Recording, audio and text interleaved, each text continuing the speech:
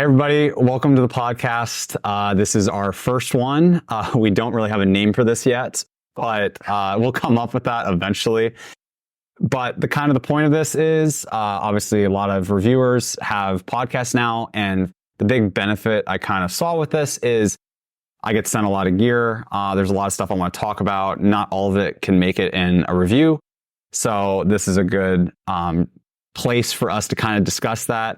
Also, Graham is one of my doubles partners. We just played in Vegas together at a PPA. We played together a lot. He helps me a lot with paddle testing, so I thought he'd be a great person to bring in for this and just kind of talk shop. So yeah, I think it's another thing. It's easy to go in deep dive into things instead of just the reviews. We can get into it a little bit, but we can't explain all of our opinions on everything. Yeah, and I think you kind of nailed it too. Like I said, with opinions is like there's a lot of reviews where I kind of speak my mind, but then I try to answer all the comments.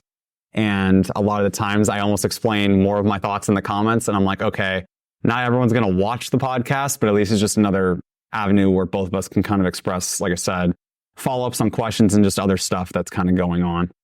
So yeah, but just for introductions, like I said, if you've never watched any of my reviews, my name is JJ. I do have a review channel, which is the channel this will be posting on. My duper rating in doubles, I think it's like a 4.41. I've played in, I think, 4 or 5 tournaments. And yeah.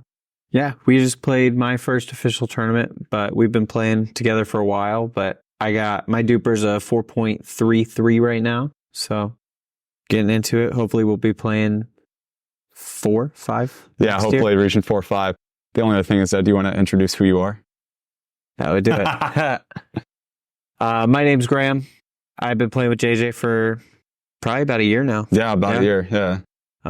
Met at our Thompson Peak Park. Thompson Peak. So 4.3 duper, and hopefully we'll get up to 4.5 next year.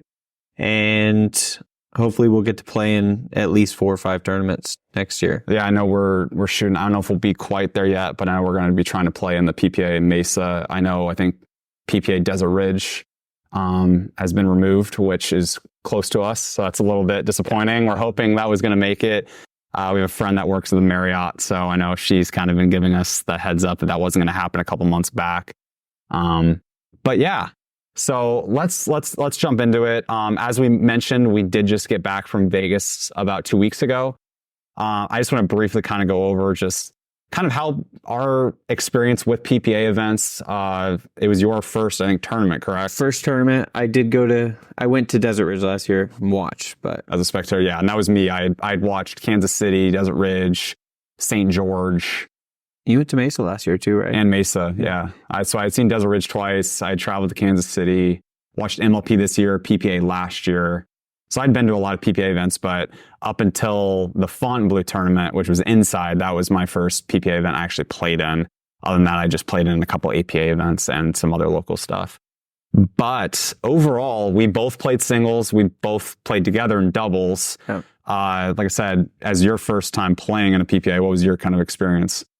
I thought it all ran really well. We didn't wait a ton compared to some horror stories we've heard. I thought we were checked in pretty quickly. We did have our moments where we waited a couple hours, but overall, I mean, we had kind of back-to-back games, especially in the back draw, where a lot of people waiting 3 hours, 2 hours. We were waiting. I mean, a couple of our games were back-to-back-to-back. Yeah, I think singles, which was on Friday, I think singles went a lot more smoothly.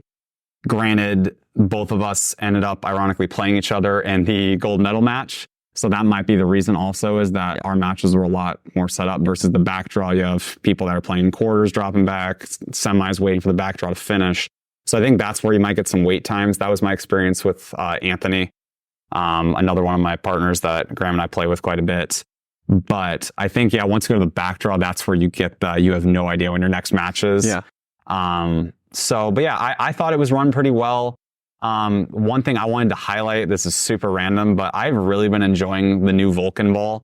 Yeah. I bought the original one, absolutely hated it. Yep. Okay, let me rephrase that. I liked it until it went out of rounds, which was almost immediately. Yeah. So you'd maybe get one game and then it wasn't good. And also the price point was just so high. Yeah. But the Vulcan, I think it's V Pro Flight Yeah. I think so. Yep. But yeah, I really have been enjoying that ball. I like that it's fast. It's not as fast as the Dura. It seems pretty durable. It's starting to get cold here.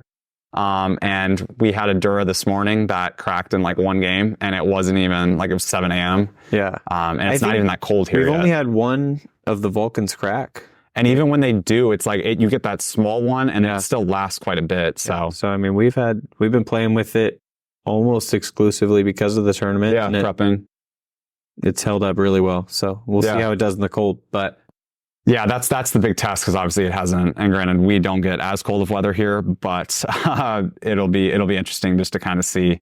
But yeah, overall, I really enjoyed, like I said, both my events in Vegas. The only complaint, which a lot of people voiced, was at the Fontainebleau.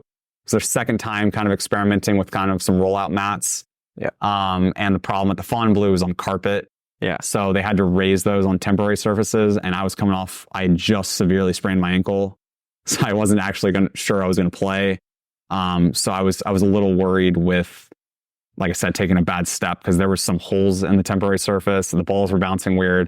Everyone had to play on it, so it was fine. Like, I still had a pretty good experience, but honestly, what I hated most was watching the pros, because on, Grandstand Court, which is actually where Anthony and I played our semifinal match at, I would argue that was the worst court. Oh, really? And so you have the grandstands, around it. Yeah. Maybe I'll put up a picture of it if I can find it. But the problem is because the temporary structure for the ground didn't build it all the way out. So you had severely less rooms. Like, you couldn't do ATPs without falling off 6 inches. And then there was a temporary net, which just fell over. So like, I watched like James Ignatowicz go for like 3 ATPs and then just stop. And you could just tell he was extremely frustrated. And then I can't remember what female pro it was, but she went for one, she got it, and then she fell off, and then she fell like under the grandstands. And I'm like, that just doesn't look good. No. I think championship court was a little bit better. I think they had more room. But yeah, it was a little kind of frustrating to watch. And then also the balls were just going off and underneath the grandstand. Like, it was bad. Would you say that's not because of the rollout itself is pretty good though, right? So it wasn't pickle roll. That was a big thing that people originally were saying, and I know that got corrected. I can't remember the company that it was, and they were just experimenting with it because they had it at the Utah Convention Center the week prior. Oh, you said they had to roll it up though. Well, they didn't roll it though. They folded it. And then it got worse. So there was creases. And so like, literally, like, where our only backdraw match which was to get back into bronze because we lost in the semis. Literally, there was like a lump in the back of the court, or like right behind the kitchen line. And ironically, it never hit it, but like, it was bad. And then a bunch of people are posting of the lines were. Yeah. But like I said, unique experience. It was their second time indoors, kind of experimental surface. But going to the second one, which was the Guaranteed Rate, sponsored by 6-0, I got this hoodie there. That one I think was run phenomenally. Like, the Darling Tennis Center is one of the best places I feel like to host. They have so many courts. They resurface every year. So you get like true courts, some temporary lines, but there were so many courts that you were able to practice. There was plenty of matches going on. And then just championship court is awesome because they have like this big tennis court, which is like an amphitheater. Yeah. Actually, well, I don't know if that'd be an amphitheater. Basically, it's a bowl. Yeah, it was down the ground. It was all the way around. It was plenty of seating. Yeah. Yeah, it was great. But yeah. Anyways, highly recommend. Like I said, wait times is kind of my only complaint with that, but it wasn't too bad in our experience. Got good matches. So yeah, really enjoyed our time. Like I said, I guess it'll be a good transition. So I'm going to Worlds. Yep. Yeah. Next week. And yeah, so I was going to say, you can lead into this. Ironically. Unfortunately, I am not going to Worlds, and I wanted to go. It just didn't really work with my work schedule. And I happened to be listening to another one of the reviewers, John Q, and he just had briefly mentioned, he was like, I need a 4-0 partner, 4-5 partner in mixed. I'll play men's. I'll play any age bracket. And I was like, well, I guess second best solution to me not going is to find another partner. So I messaged JJ and I was like, you should email him, message him, wherever you can get in contact with him. And he's now playing with John Q. Yeah, so funny, because I was busy, and I'm pretty on top of, like, I'll usually listen to those while I was working, but I was actually doing something else at this time. So I wasn't around my phone, and yeah, Graham texted me, and so I reached out to him, sent an email, sent him a DM, and then I reached out to actually Isaac at Pickleball Studio, because I'd run into him a couple times at Kansas City and in Vegas, where actually I had met John Q, but him and I don't communicate. But yeah, I just reached out. I'm like, hey, it looks like John needs a partner. I was like, could you link us up? And then literally within 10 minutes, both of us were signed up. So I was looking for an excuse. Obviously, I was hoping you were going to be able to make it. But yeah, so it went from looking like I wasn't going to go to Worlds to going. And one thing with both of us medaling in Vegas at the guaranteed rate, we got, or at least for me, I got my entry fee covered. And then you think you had like 50% off or something like that. Yeah, for silver. But yeah, so I was just, like I said, I was looking for a reason. So that should be a lot of fun.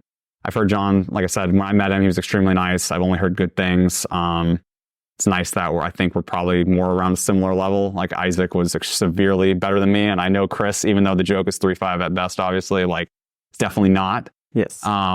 So yeah, because I got to play a lot of games with them in Vegas at a kind of a Thrive event back when they all met up originally. Yeah. But yeah, so looking forward to it. It'll be a lot of fun. I'm sure I'll shoot a ton of content. But yeah, I'm excited to see some photos from that venue. See how. Oh yeah, obviously we have some friends there, so it'll be definitely fun to kind of see how that is. And I know there's a lot of celebrity matchups and just there's gonna be a ton of people there. Yeah. Like I said, it's definitely one that we need to plan for next year. Yeah, I just saw that there are almost to 3,500 players. That's crazy. And that was I think the max was like 3,600. I'm going to love that we just were saying, like, the weights are going to be, although the only thing I'll say is though, this is the first time I'm playing singles in the championship division and I'm going to get killed. I do not play singles. I do not practice singles. But we're playing on Thursday instead of Friday. So the championship division is playing the day before. So I think that's how they might get around it. Yeah, I think they were starting on Monday, I want to say. Like it for was, amateurs it was wise, going yeah, all week. It's not normal where it's Thursday, Friday, Saturday, Sunday. It's like going all week. Yeah. So anyways, we'll see. I guess I'll come back and say, oh, the experience was amazing, but the weights were terrible. But probably we'll see. Regardless, but I'm sure it'll be a blast. Like I said, it just looks like it's a big celebration of pickleball. So I'm bummed though, because I think the one in Mesa is going on for, I forget who runs that. Is that USAP? The Golden Ticket? Golden Ticket. I think it got moved back actually. Oh, did it? Yeah, okay, so maybe I can go to both then. A lot of people were complaining about that, but yeah, I was going to say, for you. It seems like it was kind of a misstep to plan those the same week. A lot of players would probably double dip. Anyways, though, but yeah, so I think that's enough. Maybe that's why they moved it back. It probably is. Yeah. Like I said, people probably want to play in both because like I said, both are kind of invites. Yeah. But yeah, I think that's enough on PPA. Let's move into our first segment, which is just power paddles. Power paddles. Topic of the year. Yeah. I mean, like I said, it's been nonstop. I've been getting just nonstop comments on my Ripple review. Understandably so. Yep. Because I know a bunch of people love that paddle. I would like to say I love that paddle. I just have some concerns with it. Yeah. Which I tried to voice. And I think the biggest thing I just want to point out is it has been brought up that like technically, I guess this is still a beta paddle. It's still beta tested, even though they're selling it. And they just had another release, I think yesterday or today. Yeah, and I heard it's still sold out immediately. I think it was only the R1. I think the R2, they're doing another release soon. But here's my thoughts on that paddle. As I mentioned, the reason of this podcast, just talk openly. I had a comment yesterday of a person who's in a Ripple Discord, and they're saying that it was only me and John Q that have mentioned that the Ripple gets to Gearbox Pro Power levels. Let's say it's not Gearbox Pro Power. It's at least Yola Mod. Yeah, I think it's hotter than that, but let's just say it at least gets to the Yola Mod TA15. It's definitely hotter than a 3S. It does not start that way. It starts like a Paddletek. Honestly, that paddle out of the box is exactly what I've been looking for in a paddle recently, which you've been hearing for forever. And there's a paddle that maybe has solved that. I think there's gonna be a lot more. I think there's gonna be a lot more coming. Yep. But that's the slight tease because we have a prototype that is not out yet. And hopefully, like I said, we can kind of break some news. Yeah, Ripple's an amazing paddle. It just, as soon as it breaks in, that paddle gets so hot, like so hot. Like I want people to experience that because like I said, just I've seen a delaminated like Gen 2 Yola. Yeah. I've seen the Gearbox Pro Power. And the one thing I at least say with this, like at least it makes a little bit more noise than a Pro Power. Yeah. But like, dude, I was playing against I played against a tennis player Obviously, he can do his own power. And then I played against someone that definitely cannot generate their own power. And just, it's the serve and return is so much different. The rest of it, fine. You can kind of play, like I said, but legitimately, one of my buddies, who's another reviewer, like I said, Steven, STS Pickleball, watching him switch from his whatever other paddle he's reviewing or his main to the Ripple, which the Ripple actually might be his main. He loves that R2 shape. Yeah. But he gets 60 to 70% more aces. Like, we literally played the same people back-to-back games, and I think he got 1 ace in the game prior, and then he got 4 or 5 in the next game. Like, I didn't touch the ball for like 5 points. It was just serve, like ball soaring out into the net, back to him, rip, done. And I'm just like, watching that, I'm like, this paddle clearly is a problem. Yeah. And like I said, whether it should be banned or not, that, like I said, that's not for me to decide. I had an opinion and I wanted to voice it. But that paddle is going to sell extremely well if it does eventually come out. Yeah. I mean, it's that level of power. It gets to that point where it's like serve, no return. Serve, no return. And it turns into tennis then. That's why I'm playing tennis on a tiny court. Yeah, exactly. It's like, if that's like we said, that's not our job to make the decision whether that stays or doesn't stay. And like you said, it's a great paddle. You like the paddle a lot. It's a better mod TA15. Yeah. It gets better spin, has a bigger sweet spot, and arguably, in my opinion, gets more power from what I've seen and what I've tested. And I've hit multiple. It's not just one paddle. And like I mentioned also in my review, we got an R1 that not that good. And maybe that's more normal. But the problem is the other 80 to 90% of ripples I've hit fall into the category that I'm talking about. Now that one sounds like what everyone else is talking about. But also in my mind is I'm just wondering if they're not breaking in. And like I said, plenty of people hit harder than me. So I don't think that's what it is. Like, I don't hit the ball that hard. Now, obviously, we play a lot of fast games. We play against other people that hit the ball hard, maybe indoor paddle. But it's like maybe just a lot of these paddles just aren't breaking in yet because they don't play as hard of a power game. Like, even someone this morning I was playing at the park, they were using the Gearbox Pro Power, and like they did the classic Zane Navratil take of, I'm older, I can't swing as hard, this power helps me keep up. Yeah. And that is a demographic, which I think these paddles are great for. And then if you play how I like to think I play, where I utilize the power in a smart sense, I'm not just playing drive, rip. Now, obviously, I have a big serve, so it serves that purpose. But and everything else, I use it when it's a put away, not to just overpower my opponent. Yeah. And I mean, it could get to the point where we have to split it the way baseball does, where it's like, pros are allowed to use one thing. Yeah. Amateurs are allowed to use one thing. Senior division's allowed to use it. Like, it could get to that, like, where it's just weird and it's split, but it's, I don't know. In the pros, it's like, it is hard. Well, that's an interesting thing that a lot of people are also talking about in the pros, is that it's made the women's game a lot better, but it's made the men's game a lot worse. Yeah. I also think, though, it might have made men's singles more interesting. Yeah. So it's like singles has benefited in men's, but I think doubles has hurt from it. I agree. Obviously, Ben and Colin have adjusted as they've started. Obviously, they switched to the 3S instead of their skinned Gen 3 they were using, which was actually still Gen 2. Obviously, I think Colin in mixed was using a Gen 3 paddle for a bit, and he got on bronze for like the first time ever. Yeah. So clearly it was helping. But yeah, it's kind of interesting how it's made one side of the game a lot better. And I think men's, and again, our opinion, like some people might think it's better now, but just that seems to be kind of the general sentiment that people talk about. I mean, yeah, because I mean, Ben and Colin have adjusted, but they're not. It's not where they were last year, where it was more people are catching up. It was pretty guaranteed that they were going to win almost every. Because they were able to just play the soft game. Yeah, and people have gotten better this year. Like, that's not saying the other pros are way behind them, but last year they were. The paddles have been a big change for sure. Yeah. So, I think it's interesting. I think we're going to get to a point where something has to be done about it, and I think USAP is trying to move in that direction. So great segue. I don't know if you want to lead that one off. Yeah. So, I mean, USAP has released some new standards that are going to start on today. It's actually Yeah. the day today that we're filming. It's going to be, they're going down to 0.44 PB core, which has been talked about a lot. Do we know what that actually means? I think we're getting to know what that means, but pretty much it's how hard your ball reflects off of someone hitting it at you. Mm-hmm. Yeah. But it just more means what paddle is 0.44. Yeah. What paddle. Yeah.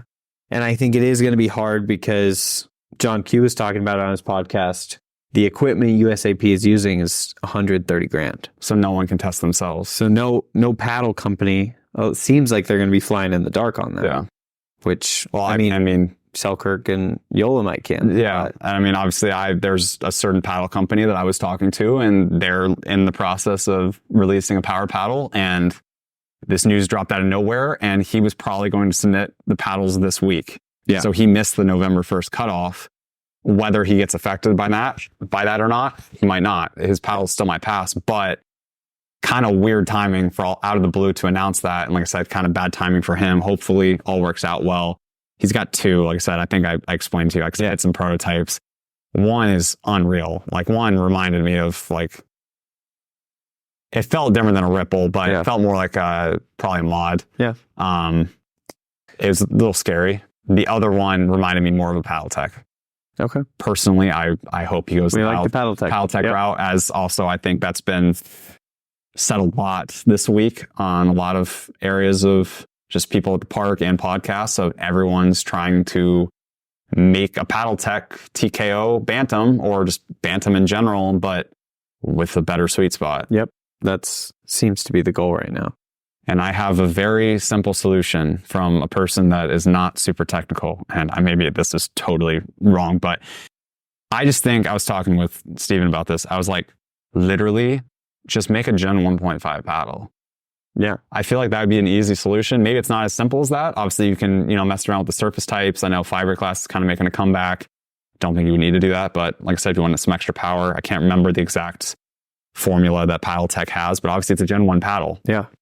So my whole thing is, it's just like, why not just add a little layer of foam around the perimeter, like the Jelly Bean from 11.624, which is amazing in terms of sweet spot. Obviously a wide body, but it's like, I just feel like that'd be such an easy solution because you don't have core crushing. Yeah. You have a better sweet spot, and then theoretically you'd still have the power. Yeah. Well, that's why I was just saying yesterday, I'm so excited about those new Vatic Pros that are coming out. Yeah. Because that's what it is. It's Gen 1.5. And it's that elongated shape, and we should have brought the delisted Oni. The delisted Oni. Had that for a solid 2 weeks. Was so excited because I had my Gen 3, and then I was like, oh, I'll switch to this. And then a week later, that's gone too. But I mean, if that's why I was saying I'm very excited to hit that paddle. It's going to be curious how much power it has. Yeah. So we'll see. I think that could be especially with that shape. And a price point. 5.3 handle.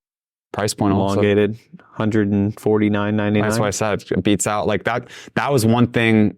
Another compliment I had to the Ripples. I mean, it's $250. I think for Connect members, it's $200. Yeah. Beats $280 from Yola. It beats $250 from, if you're a Connect member, beats $250 from Paddletek because they raised their prices. Yeah. Beats the Gearbox, which I think is also at $280. It's like, it does everything better, and it's at the lowest price point. It's like that paddle's, it's going to sell so well. It's just, like I said, I wonder if they're trying to solve the core problem, because that's the problem with EVA foam. It expands and it just gets so hot. And like I said, I know some other reviewers have talked about it. It gets hard to control. Yeah. And I'm not even talking about like the power. It just, like, hitting drops becomes really hard, which was my problem with switching off the Pro Power. Yeah. Like I liked that power for a while. I have some other gripes with it, with technique and just kind of the way you have to play with it. Yeah. And there's another solution, which we'll get to also in a bit when we jump into some paddles. But yeah, it's like, I love my time with the paddle. I like the feel of the paddle, but it reached a point where I'm like, if I can't hit a drop, like when you start playing higher level games, like you have to be able to adapt. Yeah. Like it's great to play a power game when it works, but then sometimes it doesn't. It's like, you got to play the soft game, or you got to play combination, or I'm a person, I like to play a little bit of everything. I don't like the person to know what's coming next. So being adaptable, like I need a paddle that allows me to do that. Yeah. Your serve with that paddle is crazy. Oh, it gets so much spin. So if you could just get all aces. Exactly. Which stick with that. No, that was another paddle. That was a like a fun tournament. But there was one game where it was a golden pickle, but not against people that play. So I can't take too much credit for that. But okay. Yeah, like I said, it's going to be interesting. I know we kind of mentioned the cutoff date for the 2024 with 0.44. I don't know if you want to close that off. So move to 2025, November 1st, it'll move down to 0.43. Again, we don't really know what's 0.44. We don't know what's 0.33 or 0.43. Some people were saying 0.44 might be the ripple out of the box, but probably, again, depends on what ripple you get out of the box. So it's just, I think that's going to be interesting. But then paddles that do get approved at 0.44 this year and don't want to recertify next year. In April? Is that the... So there's two things. So in April, paddles that don't pass the 0.44 will get an 18-month grace period. Gotcha. So paddles that are already approved by USAP that don't pass their new standards will get delisted. No, they will not get an 18-month. They will get delisted in April. Okay. So that was the clarification. So, because that just kind of broke this week. Yeah. We got the initial news the week prior. Which is kind of crazy. So 0.4, if the mod comes back at 0.45, it's done in April, which is... I have a feeling some paddles are... it has to. Yeah. Because otherwise I feel like they wouldn't be saying that cutoff period. Yeah. So that's going to be weird. The only paddle that's not going to be affected by that is the 3S. Yeah. Unless UPAA does something similar, but I doubt it. So 0.44, or if a paddle gets approved at 0.44 and it doesn't, obviously it wouldn't pass 0.43. Yeah. It will have the 18-month grace period. Gotcha. So if it gets approved at 0.44 this year, it will be good until May of 26. Gotcha. So it's kind of crazy that paddles like the mod and, I mean, the Gearbox. The Gearbox is the one that makes no sense because everyone, I mean, even from rumblings of when all this other drama was going on, people were like, oh, the Gearbox is completely safe. And it's like, that's the hardest hitting paddle. Exactly. So I think, and they've said, some people have said that they're going to do testing to make sure they're broken in as well. And that's something we've been talking about. That's something that has to happen. I mean, because if you can... I don't think there's another sport that would put up with this, of the fact of like, and I know a bunch of the other reviewers have been hyping this up last week, and it's like, it's been one of my biggest problems with the sport and the way USAP, and I'll throw UPAA into this, even though, like I said, we haven't gotten as much information from them, but it's like, I just don't understand how you can approve a paddle when it plays completely different 2 weeks after, or 3 weeks, or a month after. I mean, the Onis, it was changing in a day. Like one paddle session or one training session. I missed that paddle. Yeah, it was a great paddle. I liked it too. That was one of the best designed paddles, which I'm happy the new one's kind of copying. Obviously different. It's going from a dragon to, I think, a samurai. Yeah. I think. Pretty sure. Something like that. Yeah. But yeah, the only thing with that paddle though, even out of the box, like that paddle was not consistent. Yeah. It had a great sweet spot. Yeah. Like not crazy crazy power, but not like, again, the highest. It was just up there with those highest, but I don't know. And I think that's what's crazy about the Gearbox. Cause like you said, everybody's like, the Gearbox is fine. They just must have found a way with their design. Because obviously, I mean, he knows what he's doing when it comes to paddle technology. Yeah. He's a nerd about it, which is awesome to see someone that involved. Maybe, and this is what people are talking about. It's like, maybe they just found a way to game the test. But I think it does change the most, wouldn't you say? So you've used everything. So you used the Oni. It's the Gearbox and the Ripple. Yeah. Okay. So it's before the Ripple, we had the Gearbox. That was it. We had the Yola, or not before, but the Gearbox was first. Then we had the Yolas. We had the Oni come out for 2 weeks. Yeah, like 2 weeks basically. Most of the shipments didn't even go out, and then probably everyone almost returned it. I just wanted to keep it. Yeah, because it looks great. It looks great. I played with the mod and the Magnus for a long time. You hit my Oni a couple times too. I did. I would say the Yolas, I mean, they hit like a rocket. It didn't feel like they broke in as much. Yeah, I mean, you can. There's definitely I will say, granted, I've played with, and I think also just I hit harder now. I think the mod, I've seen more change. Yeah. The biggest thing that's crazy to me is like I've gained the power and my spin's still there. Yeah. So just seeing that ball dip, especially on serves, like when we went to Vegas, because we both used the Yola mod there. Yeah. By the way, we're both no longer using a Yola mod.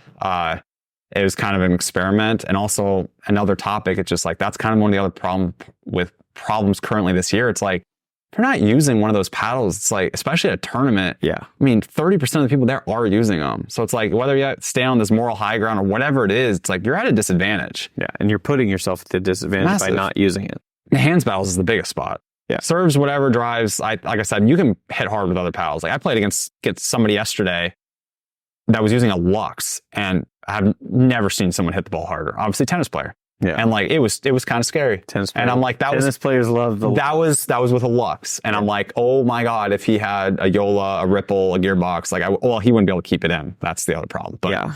Anyways, side tangent. But yeah, it's just it's kind of crazy to kind of see where the way power paddles have gone this year. It's also crazy that Gearbox has been out as long as it has. Yeah, it's been out for, I mean, I don't know off the top of my head, but it's been a while. Yeah. Like I said, well, I think it released like in November, December. Because I think I got mine in April, and it took months for mine to deliver. Yeah. So anyways, I don't know. Do you have any more thoughts? Like I said in this section, like I said, I think we kind of jumped around quite a bit. Yeah, we jumped covered around, the news. but I think we covered the biggest thing. I mean, we just got to make sure we get better testing. Like I said, it's not up to us, but better testing, and it's got to go past. Oh well, we tested the out of the box ripples. I think they hired somebody that's going to buy random paddles from stores. I just hope, especially like I said, with any power paddle, it's like you guys really play test that and really put in time and then retest it. Oh yeah, you got to break it. Like you got to make sure it breaks. Because like just the fact that there's a breaking in thing is crazy to me. Because like I said, here's my other biggest issue. This is actually something else I want to get into. So we'll close this section on this. Is the biggest problem that kind of in my mind is, imagine the people buying these paddles if you demoed it. Like if you get a brand new demo and then you buy the paddle, spend $280 plus tax. Yeah, and then 2 weeks later it's a completely different paddle. It's like, what's the point of demoing it? It's like, that is such a big issue for me. Now, some people don't care. Some people at least like watch reviews so that, you know, you kind of have it in your mind. Yeah. But if you're in a Dick's Sporting Goods, like some gear, like I don't think the Pro Power is, but like a lot of these, you know, paddles are. I mean, the mods were. Yeah, it's like, or just let's just say or Pro Shop. Let's Yolas. Yeah, like I said, let's get away from like all about big tennis. box. I mean, they have everything. Yeah, your local tennis shop, your local like maybe if you're at a Pickle or whatever, you know, your local pro pickleball place has a pro shop and you're demoing it. It's like, yeah, the paddle you hit should be the paddle you get. Yeah. Now, obviously, like I said, if you're hitting a demo that's been used for a while, that might be broken it. Yeah. But like that defeats the purpose. You should be able to trial test your paddle and get exactly what you tested. Yeah. Because these paddles are getting expensive and these paddle companies are charging more and more. Like another paddle that we have back here. Yep. But it's just that's one of my biggest problems. And I just wanted to have that little take right there because it's like, I just want the consumer to get longer lasting paddles and you know what you're paying for. Well, yeah, because I mean, we're switching paddles a lot. Yeah. But most people are not. Like they buy one paddle and they should, rightly so, when they spend $300 on it, have a paddle that lasts them for at least 6 months. At least it should be a year. It should be a year. But a lot of people aren't going to change their paddles for 2 years. Yeah. If they're like, a real casual player plays once, twice a week, you know, just enjoys the game. Yeah. I think most, this is another just opinion of mine, granted, also it's the people around. I think most pickleball players switch probably every 3 months, maybe 3 to 6. I think that's probably the average switch around time, especially the beauty that I love, which is why I love reviewing paddles. It's like stuff's coming out constantly. I love the fact that there's so many small companies. Like I say, you look at any other sport, it's like golf's a little unique because there are a lot of brands, but it's like it's still down to like 10 to 16 big companies. Like obviously you can always have, you know, a couple one-offs, and obviously like PXG came in recently, but there's a ton of money behind it. You just don't see many break in. It's hard to. Versus right now, I love that Pickleball has the small companies, your mid-tier companies, and then you're kind of what you see at Pickleball Central at the pro tournaments that are on the board and all that. I just think that's a beautiful thing. And that's one thing one of my gripes of the UPAA with, like I said, I know they lowered the prices for certification. I think USAP upped theirs a little bit, which I think probably should happen because there's a lot of paddle companies that are just money grabs. So I do want to get rid of that. But I want this sport to continue to innovate, and having companies like 11624 and Honolulu Pickleball and Vatic Pro that, have great paddles for great prices. I mean, Vatic Pro, you can get $99. Well, Prism Flash, like I said, 2 years later is still one of probably the best options on the market in that price point. Yeah. And we got some other good paddles back here too. So let's jump in price points. Let's jump into the fun one. Cool. So I probably shouldn't have this paddle, but obviously we have some friends over at Proton. Yep. We were not paid for any of this. I just was given this paddle because I'm playing at Worlds. And as I mentioned earlier, I have been looking for a power paddle that just doesn't hit as hard as the Yola, because I want just a little bit more control, because when you play against a serve that's really big, those returns get hard. Yep. So something in between the Gen 2 paddles and the Gen 3 paddles. Or, as everyone keeps saying, a Paddletek with a bigger sweet spot. Yep, pretty much. So we can bring this out. It's not going to look special. It's a Series 3. But it's not a Series 3. Not Series 3. So this paddle is going to be released as a Series 3. And what I mean by that is it's still going to be called a Series 3. Yep. But it's going to have another project name. So similar to, hopefully a bunch of stuff doesn't fall here. Just like how the Series 4 had a Project Roadrunner as the name. Series 3, the new Series 3 will also have, let's just say, a bird, a project something, which we're not allowed to talk about yet.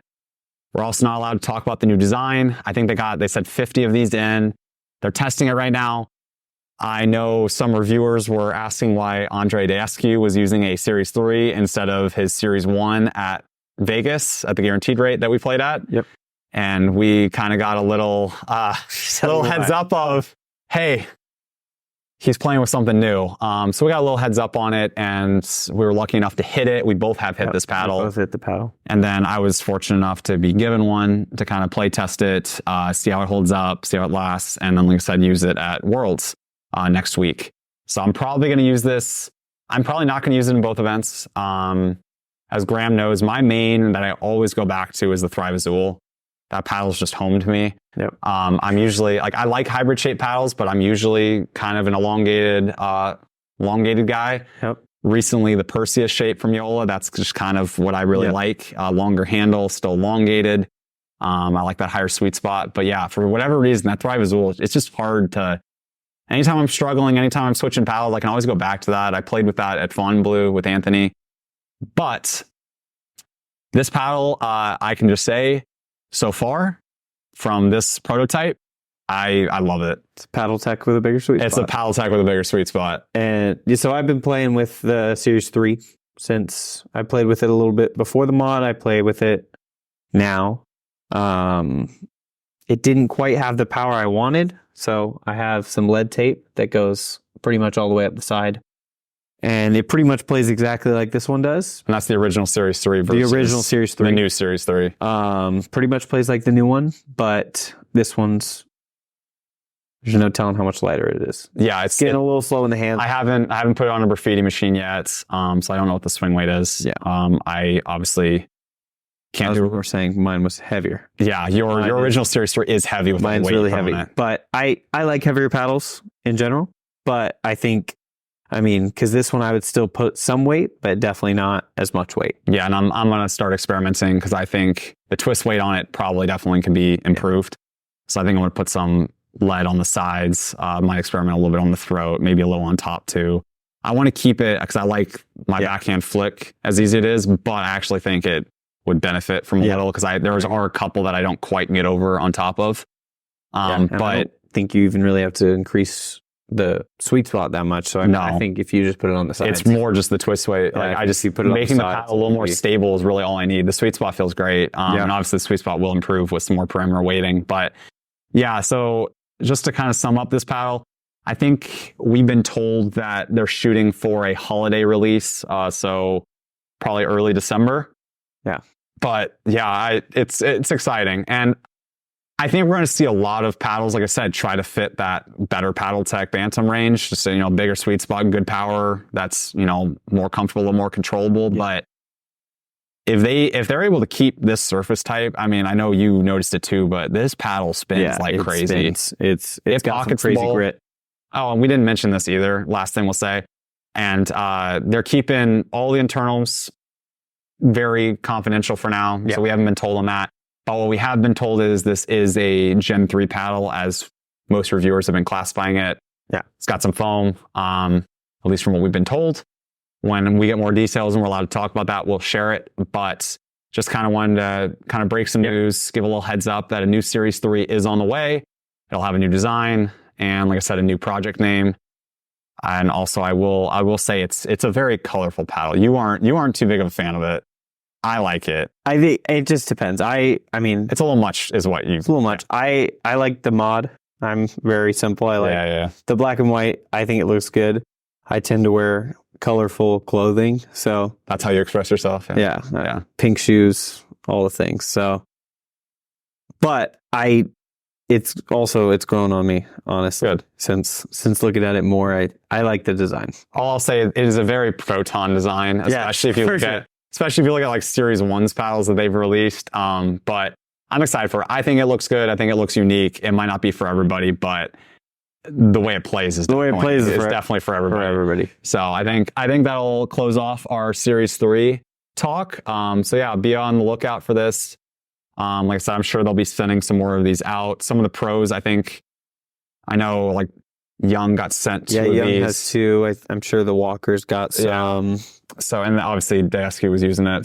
So you might be seeing some more of the pros using it in the coming weeks. Because like I said, I just don't know why. It'll be interesting to see what DSQ does, because he loves that Series 1 paddle. He does. I mean, it was crazy. But I imagine everyone else is probably going to switch to this. Yeah. I would imagine. I would imagine so. I mean, the only thing I don't know. The Roadrunner's good. Yeah. It's a good paddle. I think a lot of their pros are...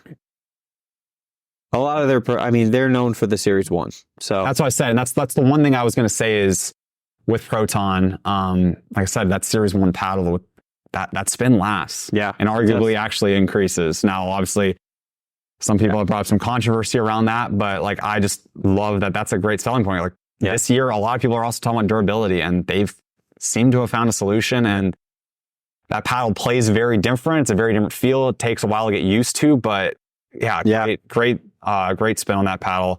And then also there is a new Series 4, I guess, coming. I don't think we can say too much on that. It's nothing crazy, but definitely be on the lookout for that. Yeah, I've seen a few pros have had some with edge guards. Yeah, so, a little interesting to see how that'll play. Because like I said, one thing I know we liked about this was that how light this is. Yeah, very maneuverable. Very you can weight it up any way you want. So, but yeah. I think that'll close off our good paddles, our Proton segment. So I don't know. move into the consolation prizes. Yeah, the consolation prizes. So Graham and I in Vegas were playing very well. I think we played very, very solidly. Yeah. We lost in quarters in men's doubles in 4-0. And we lost to the guys that actually won gold. Went to the back draw. I think we won, was it 3 matches? We won 2 matches. 2 matches. So. And then we made it to the last back draw match to get into the bronze match. And we ran into the Friday Pickleball guys. Friday Pickleball. Which we had actually, or at least I had, did we see them we saw them first game, right? Yeah, so they were kind of watching us the first game. And my wife got talking to him. Bless your wife. told them that he was a paddle reviewer. Small channel. And they kind of just watched us, and then they were gone by the time we finished the game. So super nice guys. Super nice guys. They were super awesome. I don't want to hype them up too much. Yeah, I don't want to hype them up. They're amazing. But anyways, so we run into them, and I'll give a little context to defend ourselves here. we had just grinded through 2 like back-to-back backdrop matches.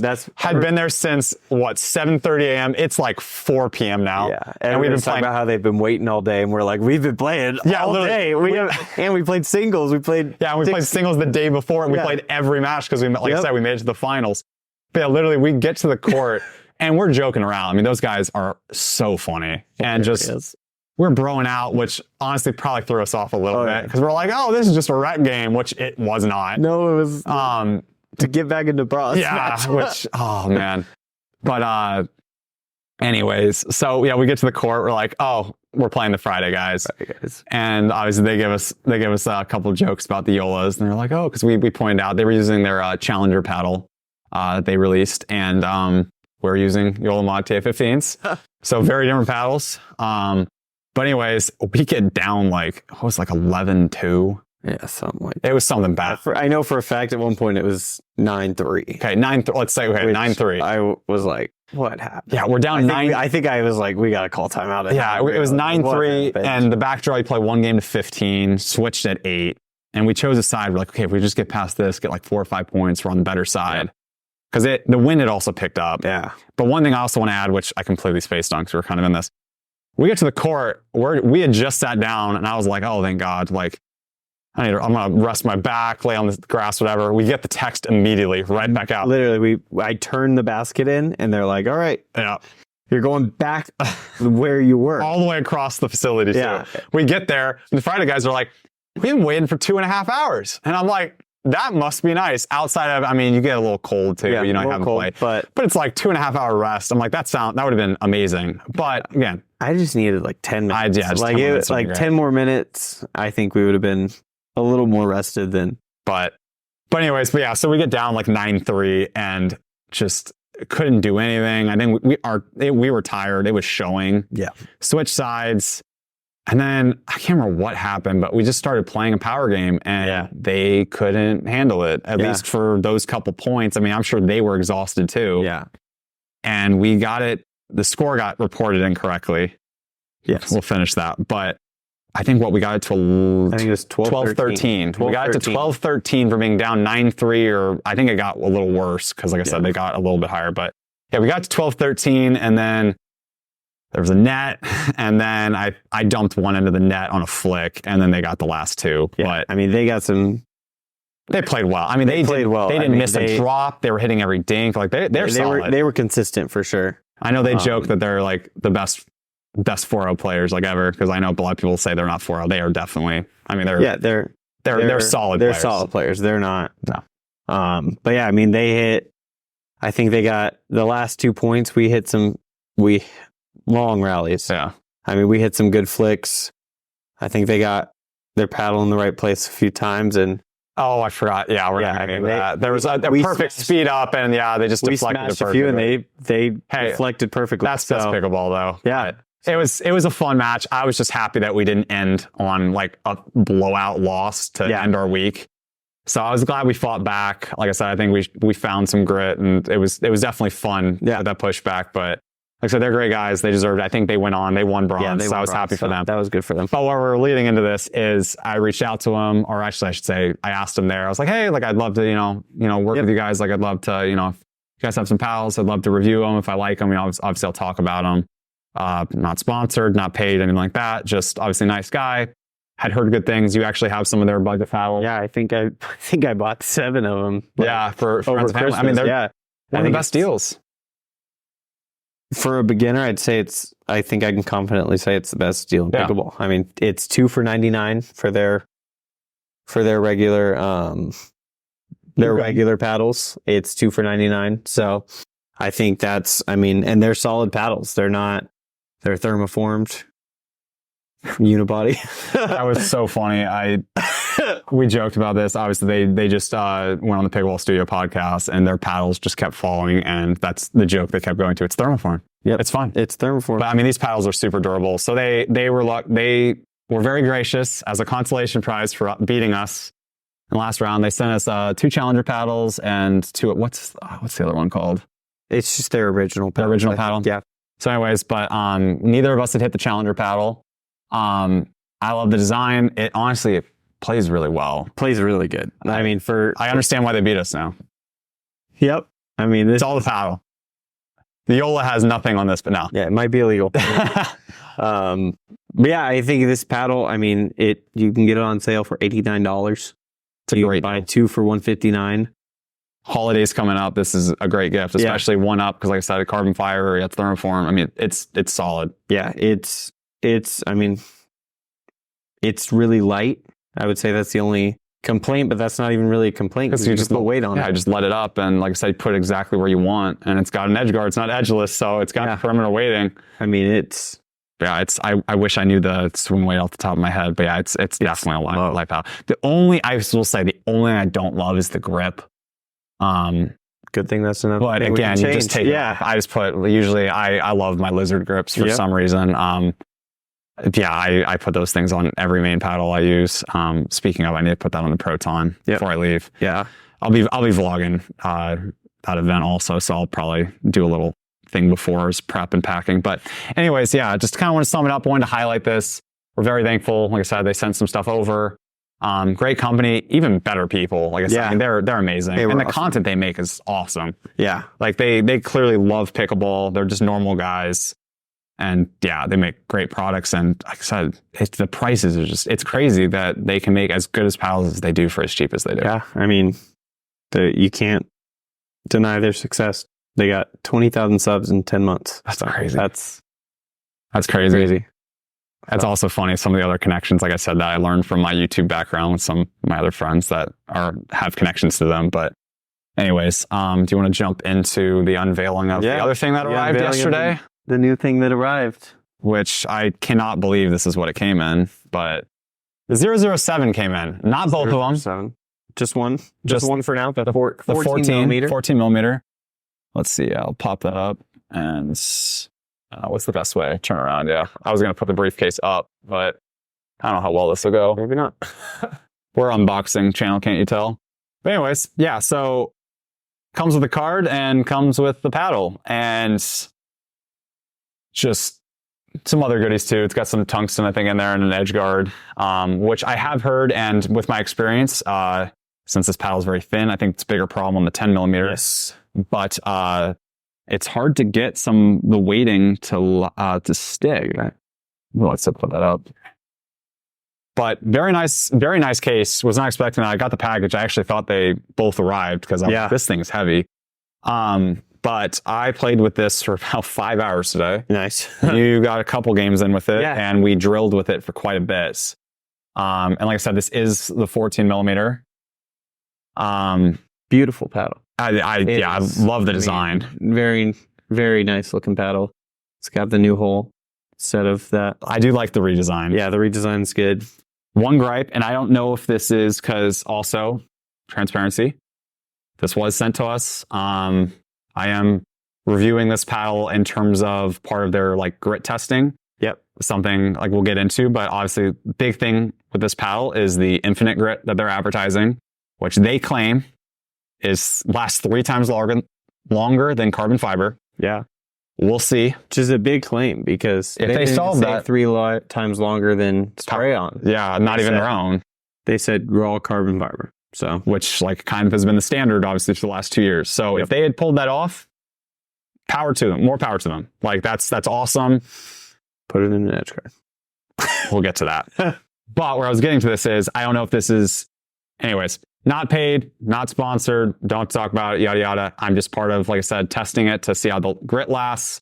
I'm going to submit some R&D feedback, but Selkirk did provide me with the 14 and the 10 I think we'll get here next week, although I will be in Dallas, so yay. But when I get back, I will start hitting that. But where I was leading to is, obviously this came in the briefcase. It did not come with the classic leather Labs case that most of these come with. Yeah. Which was kind of disappointing. Now, luckily, maybe unluckily, I have bought a lot of Labs paddles prior to being a reviewer or getting sent stuff. So luckily, I have some of those laying around now with the bags I use, which is the Thrive and the Court Caddy. One of those has sleeves. The other one just has plenty of room. So I haven't been using as many of those, but it's just kind of nice to have. And I know a lot of people ask about those. So going to be a little disappointing because you're not going to bring a briefcase to the court. It's got a handle, so you could just walk up in this if you don't. It is. I mean, that could be your bag. I mean, yeah. If you don't can't fit balls in there, though, I don't think, unless you take all the inserts out. Yeah. Imagine pulling up with that. I mean, we should do a video on that. We're gonna do a video on that. I think Friday should make one of these. They can make some great content. How funny that would be. Yeah. So, anyways, let's jump into our thoughts on the 007 now. So, I'll let you start. You hit it most recently. Like I said, last I let you play the last couple games with it. Yeah, I think. I mean, overall, it's got some good power if you hit it right. I mean, it's got a titanium plate in it, which is unique. I mean, it's different. I think it was for sweet spot and power. I mean, they didn't. Did they even really say? They were mostly talking about the grit. They didn't really talk about the titanium plate. No. So, not sure what it's there for, but probably said extra power. Looks like it's a square in the middle. Yeah, square. This is a power paddle. Yeah, it's definitely a power paddle. Which, I mean, we're both fans of Selkirk. Yeah, as well. I mean, we started with Selkirk. I used the Lux for a while. I used the Power Air. I used the 003. I used the original Halo. I like the new Halo.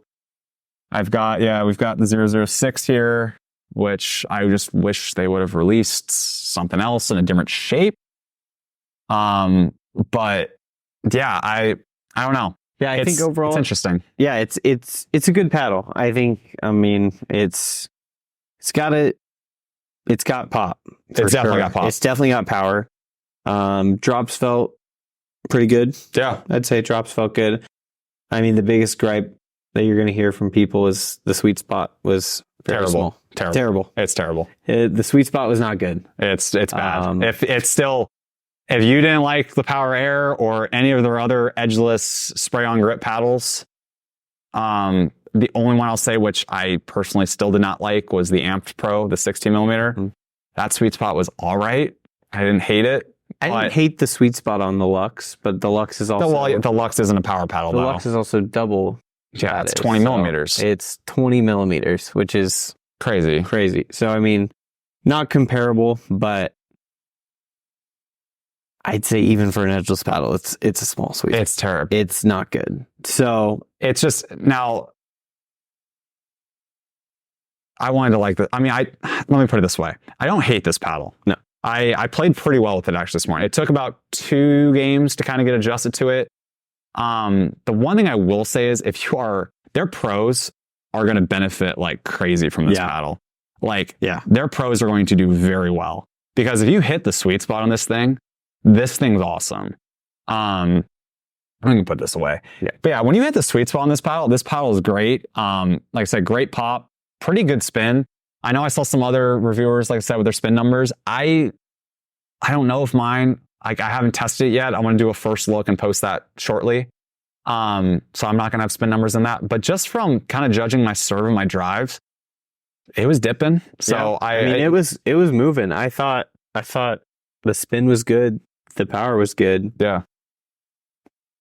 If you care about feel, you're probably not going to like it. Yeah, probably not going to like it. Now, like I said, if you're a tennis player, you're a big fan of Selkirk, you've liked their paddles, this is a really solid option. Yeah, I mean, if you are still using the Power Air, then you would definitely like this paddle. You'll love this paddle. You'll love this paddle. I mean, it'll be a massive step up from way better sweet spot. And when I say that is when you hit the sweet spot, more power, and I will argue it's a slightly better feeling. Yeah. I don't think it's a much bigger sweet spot, but the feedback from it, much better, and performance. I 100% agree with that.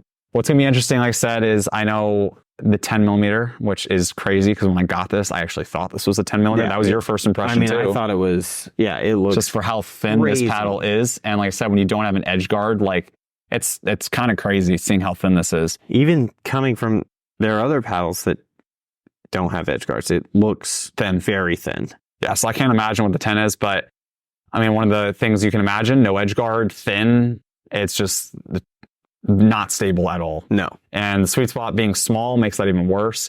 I have not thrown any weight on this, so I think throwing some lead around the edges will be definitely beneficial. I'm going to start experimenting with that. Like I said, my full-on review, I will definitely have done that play testing with both, kind of seeing how they compare. I'm expecting obviously the 10 millimeter to be a lot hotter, a lot more power. It'll be interesting to see, because it seems like the sentiment is that people, if you're going to use one of these, is to use the 10. Yeah. But yeah, all in all, like I said, I think they made a solid paddle. Price is crazy for what it is, but again, It's Labs. it's a Labs paddle, and if you value, getting stuff early, what, you're grabbing the case again? No, I was just gonna... Or grabbing the card. But yeah, it's like if you value getting stuff early, if you value, it's a great looking paddle. It does have good performance. It's hard. It's hard with everything out there. It's hard to recommend, with other stuff on the market. I mean, there's another paddle back here, which I have a review coming out on. And it's kind of hard to recommend it over that. But the one thing, like I said, which we'll see, is that Infinite Grit. If that's for real, they've got something huge on their hands. Yeah. And it'll be very exciting to see the retail release of the 007. Yeah. I just wish they would make an edge guard on it, because that would just help with the stability and the sweet spot. But I know a lot of tennis players, and there's a lot of fans of Selkirk that really like that feel still. And like I said, if that's what you like, this is an awesome option. Yeah. If you can get past the price. If you could thermoform this paddle in an edge guard, it would be... What, the 006? I just don't get it. This is so heavy though, but... Yeah, but with that grit too. Yeah. I mean, the new grit, if it, like you said, if it stays, that's a big thing. Yeah. It'll be interesting. Like I said, we'll keep playing with it. When the 10 gets here, like I said, we'll probably talk about that. And like I said, then we're definitely going to putting these through the ringer to judge the spin after a lot of gameplay to see if it does deteriorate. So I'll grab those spin numbers shortly. Like I said, we'll compare that, about a month or two down the road after. Like I said, I play a lot, so because it'll be a good test. I mean, Power Air's grit is gone in 2 weeks. 2 weeks, so you can still generate spin, but the actual grit, it's gone. But all right, I think that's good for the 007. Cool. Don't have too much left on here. One thing I just wanted to highlight was the Thrive Blackout. I recently posted a review on this. This did just release last week, or actually this week, but when I post this, it might be last week. Solid option. It is a limited release. I don't know if they're going to have any more. He did mention that there might be more available, but like I said, Zool has always been my go-to. I love the Surge, which is kind of just a better double black diamond. Mm-hmm. But Blackout is definitely a unique feeling paddle and performing paddle. Yeah. It's 100% fiberglass face, which not many of those right now, although fiberglass has been kind of making a comeback in, the build and construction of paddles with, our carbon fiber with the fiberglass surface underneath. Mm-hmm. So I mean, if you like a stiffer feeling of paddle, if you like a hybrid shape, like I said, and it's a power paddle. It hits. I mean, this paddle hits really hard. Yeah. It's not a Gen 3 paddle, but it hits really hard. You can put balls away. Paddle. You can put balls away. You can spin stuff up. And the other thing is, I saw a couple comments on my video also about the spin of fiberglass isn't great. This paddle has good spin. Yeah. It has very good spin. I mean, I know Pickleball Will even highlighted that too, as that this is one of the higher spinning paddles from Thrive. But just like I said, I mean, if you're buying this paddle, you like power and you like a stiffer feeling face. Yeah. If you don't like those two things, or like I said, I shouldn't say don't like power, but if you don't like a stiffer feeling face and you want something a little more plush with good spin, like I said, and maybe a little softer feel. Don't have that with me, but it's the Azul. You go with the Azul. That still is. Like I said, it's home to me. I love that paddle. I can't recommend it enough. Every person I let hit it that is at least a fan of a hybrid shape loves that paddle. I know you aren't a fan of hybrid shapes. That's your bigger issue. But that's my issue is that I always hit right here. You do not like hybrid shape paddles. I do not like hybrid shape paddles. Your hands are so fast with it, though. I know. I don't know. And maybe I need to, now that I'm playing with more paddles, I should probably try it out again. Like I said, I just never thought I'd switch off of elongated. And like I said, I gifted the double black diamond to someone, and they love it. They play with it all the time, and it's because I came from the double black diamond, then to the ruby, then to the Azul, then to the Surge, back to the Azul, to the Blackout because I've had this paddle for. I mean, there was like I said, they weren't going to come out with this for a long time, and then like I said, he was like, "Oh, there's a lot of people have been asking me about it too." So I'm glad he finally did. But I mean, I've had this paddle for like 7 months. Yeah. So it's nice that it finally got some, finally got its time and a little bit more attention. But wanted to make sure I just highlighted that, say it came out. But yeah, really enjoyed my time with it. Like I said, definitely stiff feeling paddle and definitely a lot of power. Yeah. And like I said, they might have something else in the works that will be very fun when that releases. That will be fun. We'll jump into this one. This is the one. This is the Gearbox Pro Ultimate, and I think we can't talk too much about it. But there is another shape coming out. This might not stand, so I might just hold this. But Gearbox Pro Ultimate. This is what I wanted the Pro Power to be. Yeah. I love this paddle. It's a great paddle. This thing hits hard, not nearly as hard as the Pro Power, but like it hits. It's got enough. It hits. Oh, it has plenty, and it feels just like the Pro Power. It gets great spin. Touch is good. I can hit drops with it. Like it's literally exactly. Once I was done with the Pro Power, this is exactly what I wanted, because I was originally going to switch to the Control version of it, or I think it was the Control, like Integra. No, that's the shorter face of it. Anyways, they had another version of it, and I was going to buy the Control. It was the Control. It was the Pro Power and the Pro Control. Unfortunately, I didn't hit that one, so I don't know how it compares to this. But like for me, I'm like, oh, if I could just scale it back a little bit, this thing's great because I could control it. Because I just couldn't hit drops and other issues, which we don't need to get into. But very solid paddle. It is expensive, but the sweet spot on this is so much. Talk about an edgeless paddle that has a sweet spot. It's so much better than the 007. best sweet spot on an edgeless paddle. This or different feeling though, because I would say I think the Series 4 is up there, but in terms of that more plush feel, so I think that's a little more stiff. I just think you can hit it pretty much, and you still get some pop. You get some good pop from it. So I think the spin on the edges might be better on the Proton. Yeah, at least in my opinion. I would agree with that. But on the Series 4, that is. But yeah, for an edgeless paddle like this, a Gearbox, it's solid. Like it feels good. Doesn't have the biggest sweet spot, but for an edgeless paddle. And I'll say this. I don't understand the hype around the Holbrook. I've hit that Holbrook for 2 weeks. Yeah. It's edgeless. People are saying the sweet spot's great. Other people that have hit it with me, I don't get it. I don't think it's a bad paddle. I think it's good. But just, it's kind of what we've been hearing. It's like, if you're going to make an edgeless paddle, it's like make it with an edge guard. It's just, there's so many more benefits to it. You're going to make an edgeless paddle? No. just add an edge guard. I mean, like I said, you're seeing it with the Series 4. They made an edge paddle and they're adding an edge guard. Yeah, because it just... People want it. It just makes the sweet spot perimeter bigger. weighting, and I think especially too, a lot of people have talked about it. Most people aren't going to play with the weight. They're not going to adjust it. Stock, it needs an edge guard. Yeah, because I mean, I love edgeless paddles when it has a decent sweet spot out of the box. Because as you mentioned, if you know what you're doing with weight, the customability of an edgeless paddle is awesome if it's at a good starting point. Yeah, that's what's going to be interesting about the 007. Like I said, is how much it's going to take. Because I threw a good amount of my Power Air, and granted, that was my first paddle, so I've hit thermoform paddles and edge guard paddles now since. But I got that to a point where I'm like, oh, this sweet spot's good. Like I can mishit a little bit, and it's good. So it's gonna be interesting to see with that. But like this one, I don't even feel like I need. I don't feel like I need any stock, lead. It's good. Stock, it's good. Obviously, it'll benefit if I put more on it. But like I'm comfortable with this as it is. Yeah, I agree. And then as I mentioned, which we can't talk too much about, but there is going to be a wide body version of this coming out. I think, like I said, in a month and a half maybe. Yeah. I don't know if I know the release date on that, but I think it's holiday season. The 20th something of November or December. A few weeks, no, November. Okay, so later this month then. But yeah, very very solid paddle. Also, I'm not the biggest fan of wide bodies, but thing hits hard. Also plays very well. So I definitely enjoyed my time with it. I know you didn't. You've hit this a little bit. You didn't get the chance to hit the other one. No.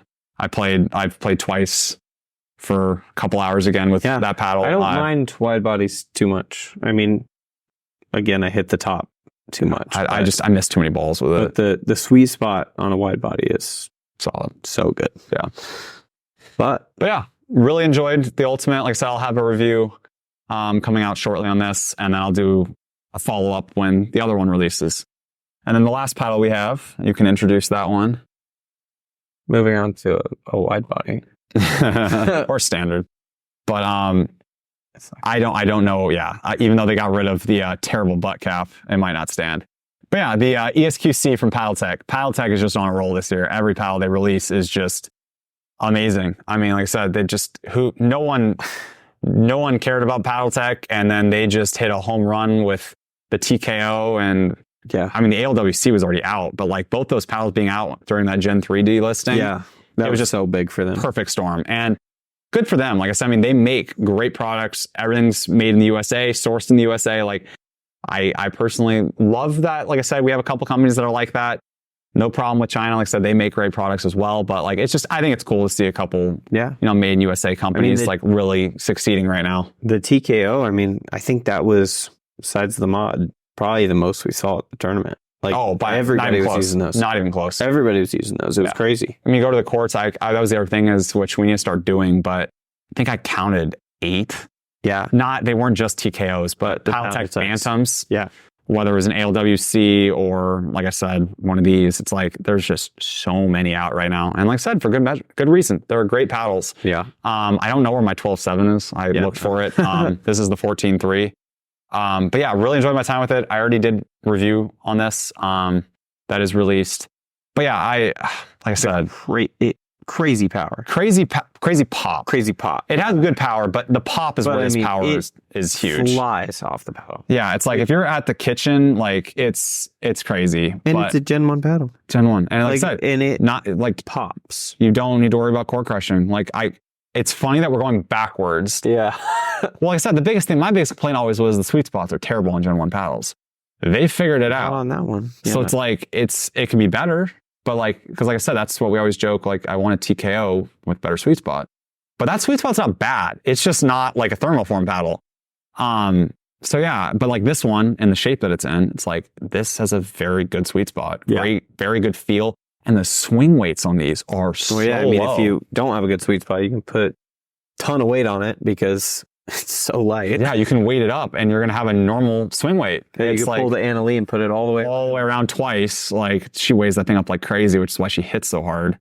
On top of just also being amazing, the best player in the world. Yeah, side though, it's the paddle kicker. Yeah, it's 100% the paddle. She would absolutely whoop both of us. Dude, watching her at PPA with a frying pan. Oh, with a frying pan, easy, left-handed. But yeah, I mean, dude, watching her at PPA and then MLP after, I know you headed out early. Yeah, I watched on Monday. I watched her at Desert Ridge. She's such a fierce competitor. Ground. It's just awesome to watch her. But yeah, awesome paddle. Can't recommend this enough. Like I said, it's the $250 price point. That's my only pushback on it. But like I said, they've got bills to pay. It is sourced in the USA. I'm sure that increases costs a little bit. That's what I said. They pay pros. They sponsor events. Like I said, that's always been the one thing. Like I push back on Selkirk prices, but it's like they do so much for the game. I mean, they give a lot of stuff away. They sponsor a lot of events. Obviously, they help fund the tour. It's like, yeah, I mean, I think it's very important. Like I said, there's so many good options. Like I said, that are cheaper, and paddles shouldn't cost as much as they do. But like, I do understand the business side of it. Yeah. So that's my one thing with that. But yeah, I think that's all the paddles we wanted to cover. So I don't know if we want to close this out just kind of with, we just kind of have thoughts and goals for this podcast. I think we kind of covered it in the intro, but yeah, I mean, we want to have open conversation, honest conversation where we want to be entertaining. Mm-hmm. We want to give our honest opinion on things. We want to deep dive into things. We're kind of nerds about this stuff. Big time nerds. So we want to talk, and we want to hear what you guys think, and we want to send all the questions, and we'll nerd on it. We'll all nerd out together. Yeah, I mean, I think you kind of nailed it. I mean, you definitely saw it. You saw it a little later into it, but the reason I got into paddle reviews, I'm not trying to make money. Like, I want to make that very clear. Like, obviously, if I can supplement my income with this, great. But that's not the goal of this. It's like, I was already buying every paddle. Huge paddle nerd. I come from golf. I was a D1 golfer. I was ranked pretty highly. I got gear. Gear in golf for free. I have an amazing putter collection. Like I nerd out on gear, and I'm a collector, which is another issue in every other aspect of my life. But yeah, it's like I was already buying every paddle and I was talking to everyone at the park about it. And it's just like, it's so fun trying what's new and seeing it and whatnot. And also you can barter, trade, sell, like there's so many things you can do. Like when you're buying paddles, like I said, it's like, if you don't like something, you trade with somebody else. So yada, yada. Like that's what I was doing early on. And then I was just like, why don't I just talk about this? I have a lot of friends that work in YouTube, do it full time, have a podcast that you're a fan of, that I was a fan of, that is severely larger than this will ever be. But just have a lot of friends that, like I said, I see do this. And I was like, all right, I've always wanted to start a YouTube channel. Like, this is the perfect thing for me to talk about. It's something I already talk about. That was like kind of always the big advice I got. It's like I said, you got to do YouTube. You can't do it for the wrong reasons. You can't do it to make money. And I'm like, okay, that's not the reason. It's like, I'm already doing this. Just do it in front of a camera. And I was like, that's kind of why I wanted to start reviewing paddles. Because like I said, it's just, I was already doing it just at my local park and talking to anybody that would listen, probably talking too much.